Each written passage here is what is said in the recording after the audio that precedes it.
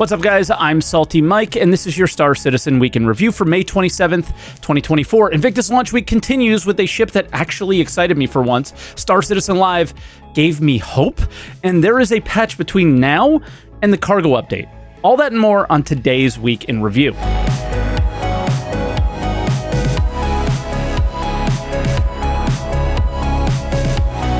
And as always, if this is your first week in review, this is where I take all of the official Star Citizen news each week, put it into one video, and share some of my opinions about it. I also live stream on Twitch, twitch.tv/SaltEMike, and you guys have been stopping by all week saying hi, and I really appreciate it. But before we get into it, let me share with you today's sponsor.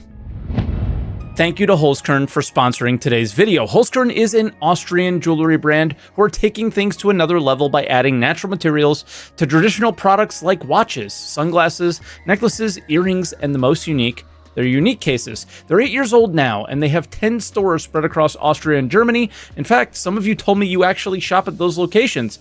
And like some of you, they've already made over 1 million customers happy.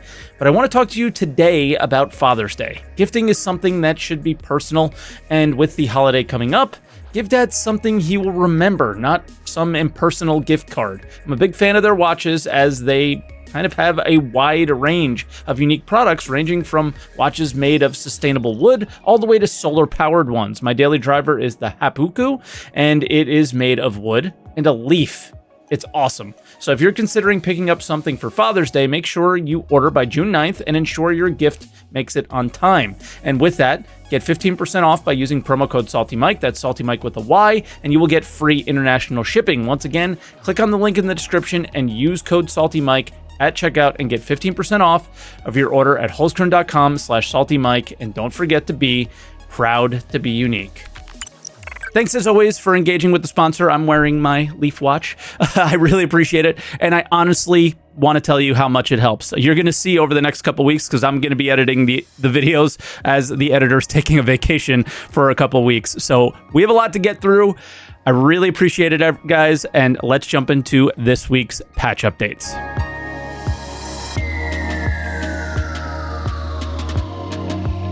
All right, so we start out on Wednesday. There wasn't a patch this day, but there was a really exciting message of the day in testing chat.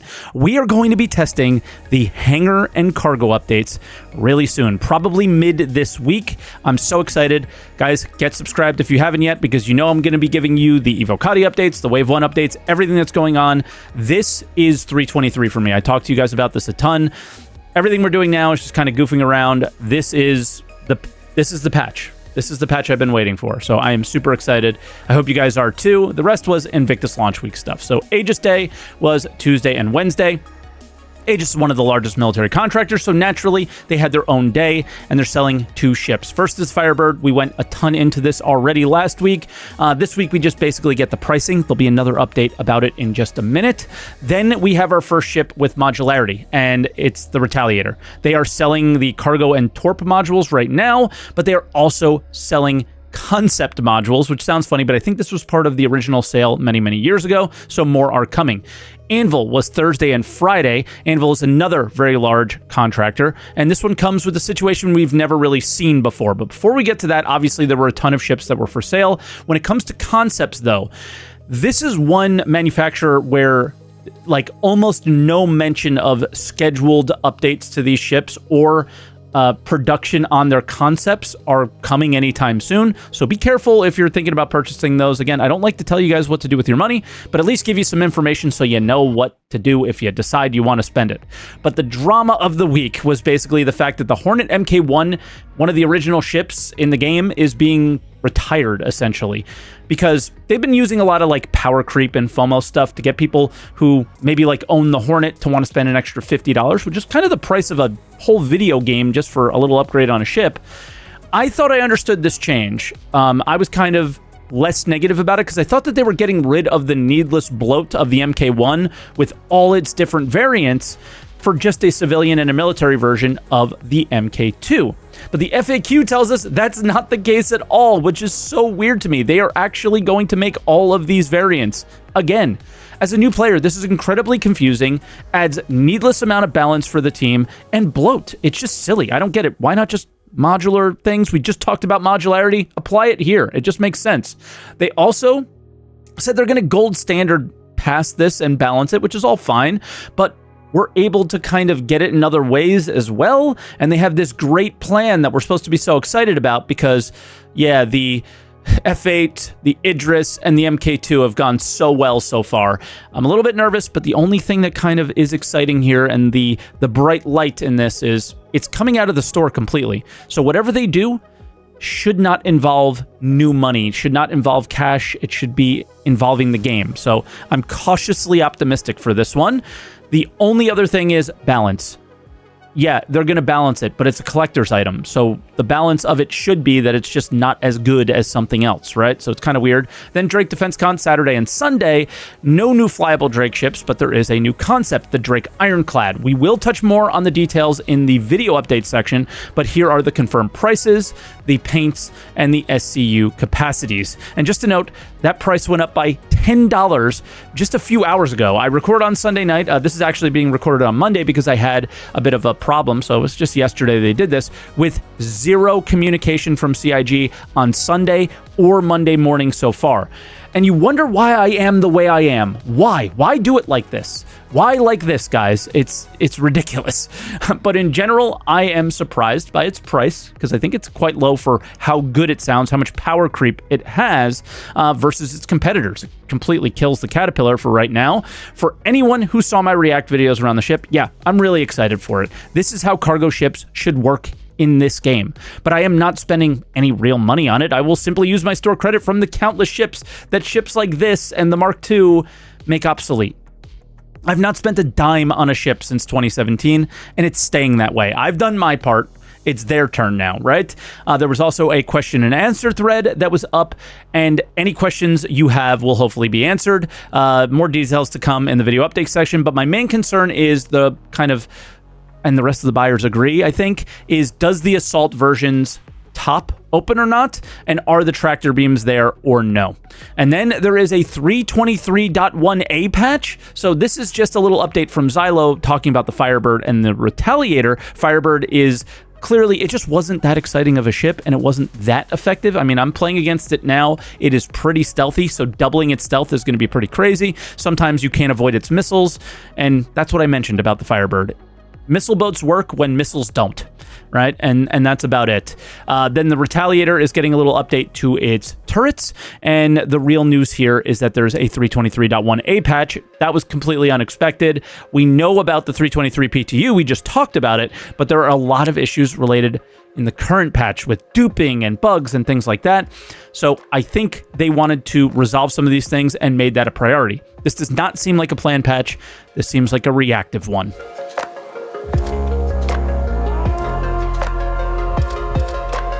All right, and then for video updates, we start out with an Inside Star Citizen titled Ironclad is Rad. And as we mentioned earlier, this is where the Ironclad was debuted, and they give a short explanation of what it is here. So the Drake Ironclad is the kind of next step up for Drake cargo ships. It kind of builds on what the Caterpillar brings, but in a much larger form.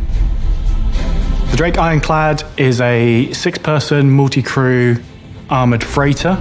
A large proportion of the ship is dedicated to the cargo bay at the front of it, which has both a front ramp for loading and unloading cargo and small vehicles on the ground, as well as a retractable roof for doing that in space with EVA as well. Little tight entrances to cargo ships doesn't necessarily lend itself to when you're out in deep space and you're trying to quickly move some cargo from one person's ship into your ship.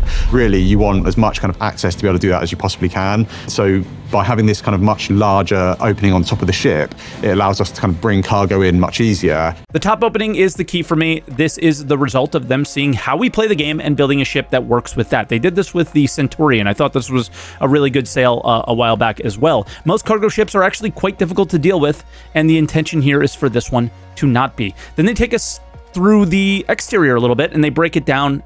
It's awesome. So the Ironclad is really 3 distinct areas. You have all the accommodation in the rear sort of third of the ship. The front 2/3 is really just this cargo bay with the front entrance and the retractable roof. And then you have the command module, which has seats for the crew, plus a few little jump seats for everyone else. Command module is there to steer the ship when it's attached, and the command module serves as the escape pod as well. The only time you really want to detach it is in an emergency. It's not designed to be your sort of primary ship flying around. It looks like an actual sci-fi cargo ship. It really builds upon what is cool about the Caterpillar and takes it to another level. And you typically would ignore the command module comments, but with some of the recent tech that's come online, this brought us one step closer to implementing command modules properly. So not only will you see this detachable command module feature on the Ironclad, but as well it will happen on the Caterpillar. Yeah, this could be bait. Like, remember the Galaxy Modularity? It's going to make modularity happen. Remember that? But it didn't. The Retaliator made it happen. I don't buy it, but basically we have modularity now. This is a big part of that. So when they do make this ship, it's gonna work probably, right?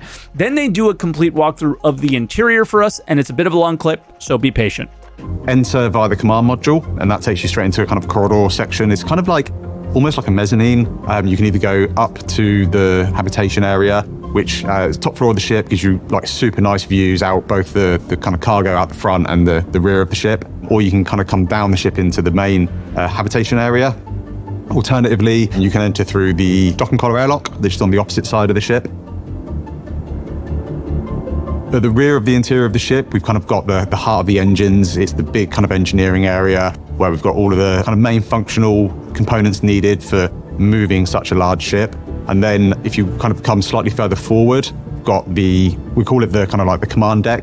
It's not a bridge, you can't fly the ship from it, but it's where you operate the tractor beams. It's where it kind of gives you good views out over the front and into space.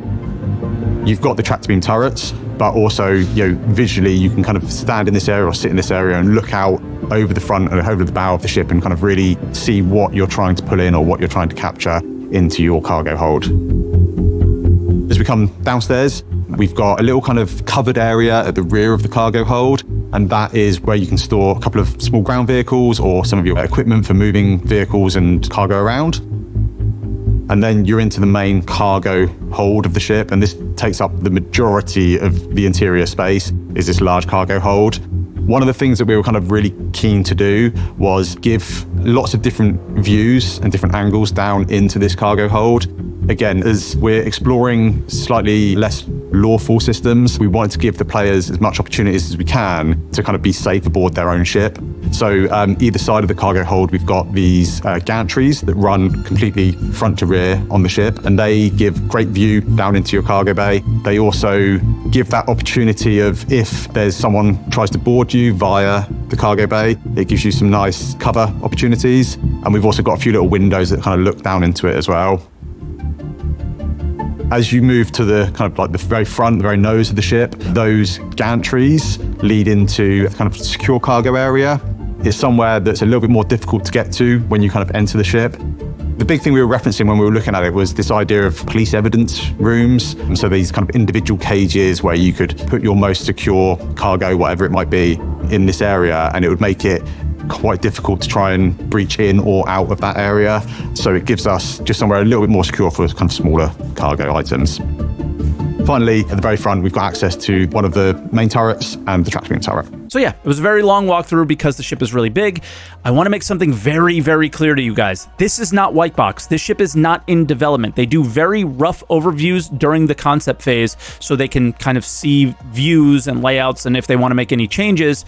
Like many people are commenting, they think this is in white box and it's in production now. It is not. The two things are different. Now, the highlights for me are the secure cargo area. That's really interesting. And that tractor room. I love that. It, again, understands the assignment of what a cargo ship is in Star Citizen for me. There's also another version of the ship. At the time of recording, we're also exploring a more military-themed variant of the Ironclad. It doesn't have the name yet, so we'll just call it the Drake Ironclad Assault. Compared to the base ship, this has been developed to support ground assault operations. It has additional turrets covering the upper and lower surfaces to provide more fire support. And the front section of the cargo area has been redesigned to enable our largest vehicles in game to be deployed from it, such as the tank. In addition, the cargo bay has been reduced in size to facilitate an onboard repair facility. So this is directly competing and now destroying the C2, M2, and maybe even the A2 if they ever had bombs to these things. Yeah, it's power creep, right? But that doesn't exist like if they make major changes to cargo. So it exists in the game that we understand today. The more cargo capacity you have, the more money you make, right?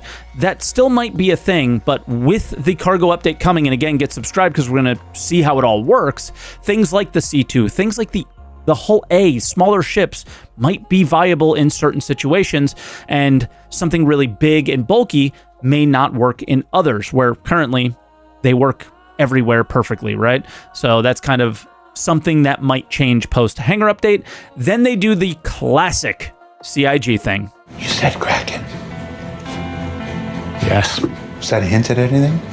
It's not a hint at anything. Making the Ironclad makes the Kraken easier. So building out the Ironclad does, of course, kind of help us with building out the Kraken. I think increasing that visual library of assets that we can pull from and use in a Drake manufacturer at the right scale is super valuable for when we move on to the large ships. So guys, let's take a really expensive ship, tell everyone how buying this ship will help them actually make the ship that they should have already prioritized because people spent $3,000 on it years ago. The classic CIG circle of funding that never ends. Get on the ride, everybody. They need to pay the devs to make the ships that they haven't made yet, so they draw a picture of a new one, right? As excited as I am for this ship, that's what this is, right? It is much easier to draw a picture and make a bunch of money and leave it there. I think the last I checked, they made $3 million this day, right? So it's going to get, it's going to pay for some ships to get made, but I doubt it's going to be the Kraken. And just quickly, the second half of ISC was all about the Polaris. We get a little bit more of a look on the interior, but it's pretty far off. And yeah, nothing really too exciting here. So yeah, we'll probably just show you a couple clips of them. But link to ISC will be in the description. If you're a huge Polaris enjoyer, you guys can check it out yourselves. And you probably should anyway, right? Then for Star Citizen Live, we had a question and answer Invictus vehicle gameplay thing. It wasn't really that much on vehicles, but they first address the issues about the lack of questions asked on last week's show, and Jared gives an example of exactly how the show should have went. A good example of this, there was a question about bounty hunting V2. For instance, there's a big question was voted up about how's bounty hunting V2 running along. Bounty hunting V2 is actually not currently in active development. It's been backburned a bit because we've determined that there are other prerequisite features that are necessary to make it work. Things like restraints, a restraint system, quantum tracking, the ability to track people through quantum travel, FPS and ship scanning, we all know that needs additional work, and basically the law and security refactor. So when those things come online and those things are developed, then the eye of development Sauron will turn back to bounty hunting V2. So like this.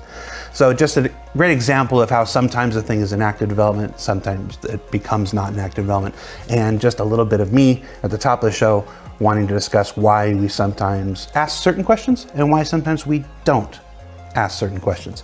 If we're not asking it and we're not talking about it, you can generally assume that it's not something that's currently in active development. And we'll get to those topics when we get closer to that time. So they don't want to talk about things that are far out, which is totally understandable. I think the roadmap change was fantastic, or not in development, right? Because things change and it would be wrong to set those expectations.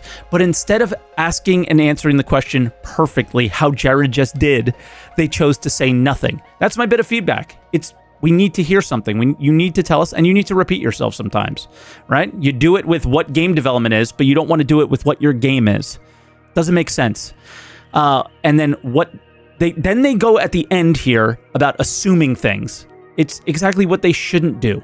Just how he ended, right? There are tons of community managers, 2 weekly shows, a Twitter account, a whole website forum. Wonderful places to inform and prevent any assumptions that the backers would have to make. Now, getting into the show, the next question I was initially kind of confused about at first, but it's kind of awesome.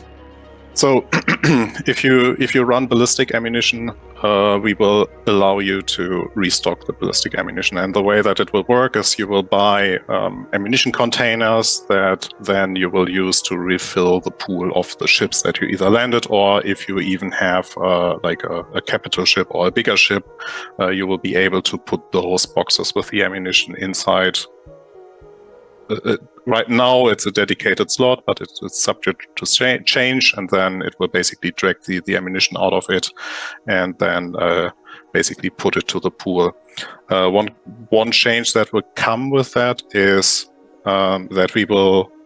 So this is something that is coming sooner than later, which is we will unify the ammunition size, and that's just for the fact that we don't want to have you bespoke ammunition, for example, for your bearing Gatling, but we want you to share the ammunition between different weapons that share the same size of ammunition. For example, a size 3 Gatling uses the same round size as a size 2 repeater, and it uses the same size as a size 1 repeater, so you can plan your loadout accordingly if you just want to buy one type of ammunition for your ship. So yeah, I was initially confused because I didn't know that there were a thing as ballistic repeaters. There's only one type, but they're not unifying ammo into ballistic ammo. They're basically doing something like 5.56 versus 7.62, and a bunch of guns use that type of ammo, right, in FPS games. But what they're doing is a Gatling gun is small, so it takes a certain size round, and then a cannon usually takes bigger rounds, so a smaller cannon would take the same bigger sized Gatling gun round. That's essentially what they're doing. And yeah, Torsten gives a way better explanation on Reddit, so we'll kind of leave that up as I was saying that stuff to make it make more sense.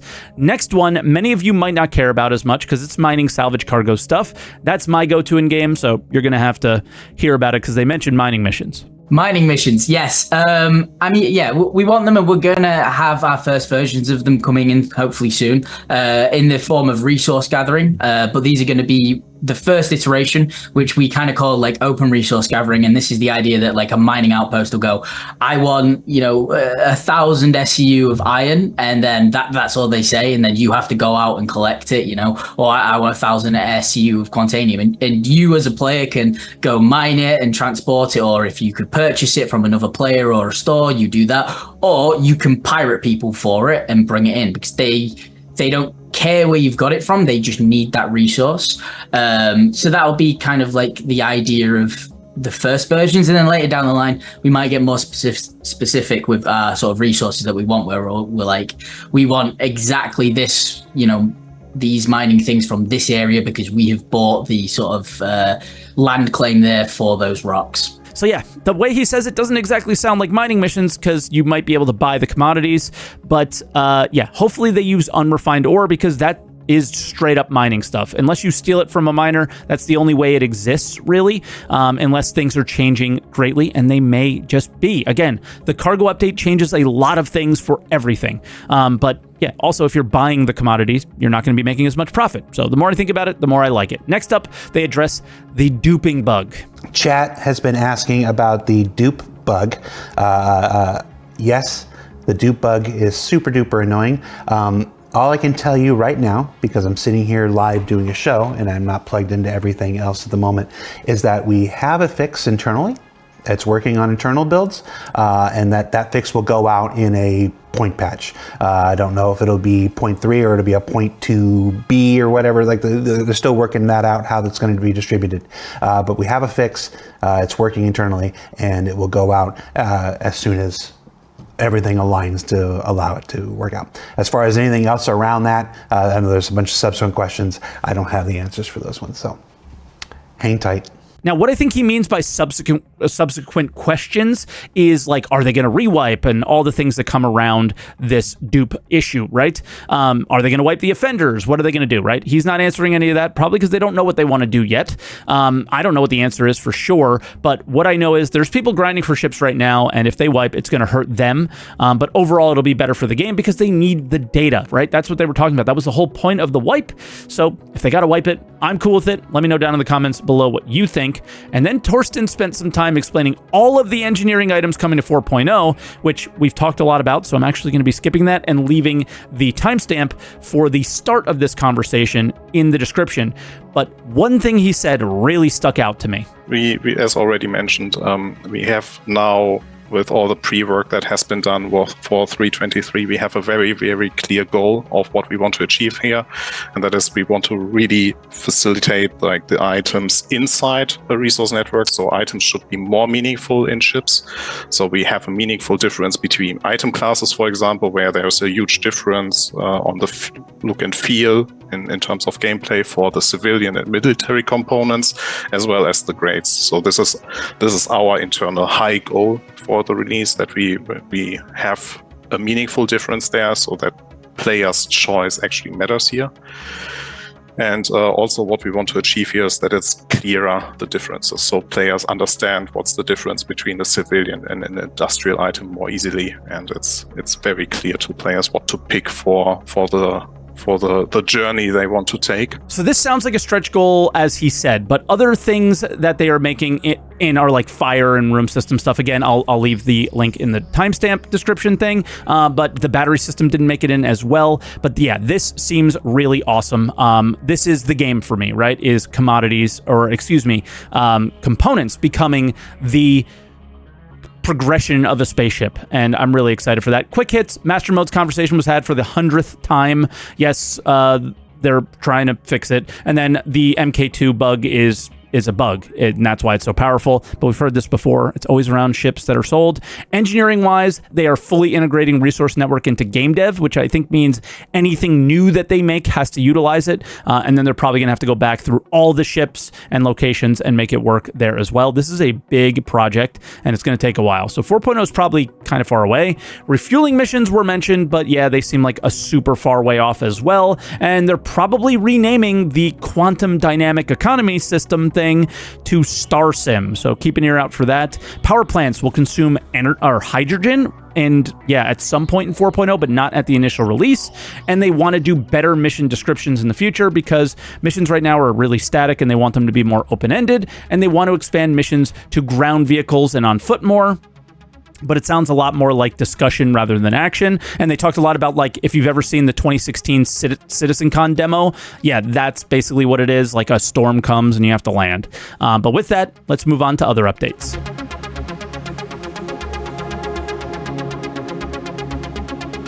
And for other updates, we always start out with a sneak peek, and there's a lot of talk lately on the new visor types. So other than combat visors, basically. And I think it's safe to assume that this is one of them, right? But it also looks like this special Morozov helmet that we have in the PU already. Then for dev posts, I said I was going to do some dev posts for you guys going forward. Caterpillar Modularity. It is still planned to have it, but you may need to maintain the ship's length. You can't go shorter or longer, and they're not discussing any new modules at this time. Kopions and creatures. Zach points out a few things here, and they want detailed missions around them at some point. But yeah, we've been hearing that for years around everything, and everything is still very basic, so we'll see on that front. They also want to do some easy animation for harvesting creatures, but if they did a lot of high-end ones, we would never get any creatures. And lastly, speaking on that, we might be using a knife on these creatures soon. And then the Paladin Helmet.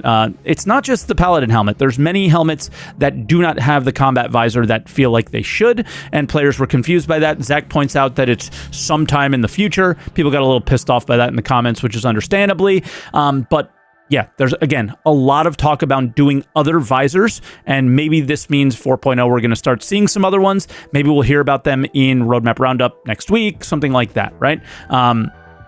So we'll have to see. Hopefully the future means 4.0 and not 2 years from now like it has forever. But that'll do it for this week. So thank you so much for watching today. I really appreciate it. Yeah, we had so many technical issues, so like the video, because this has been a royal pain to try to get up for you guys today. And yeah. As always, support the sponsor. Appreciate Holzkern's awesome. I'm wearing my Blue Leaf watch. So check them out for Father's Day if you guys haven't yet. And yeah, like, subscribe, comment, and all that stuff. And yeah, I just, again, want to say I really appreciate it. I've been really enjoying making YouTube videos, and I'm just trying to find a way to make more. Honestly, I just want to do more and more and more for you guys.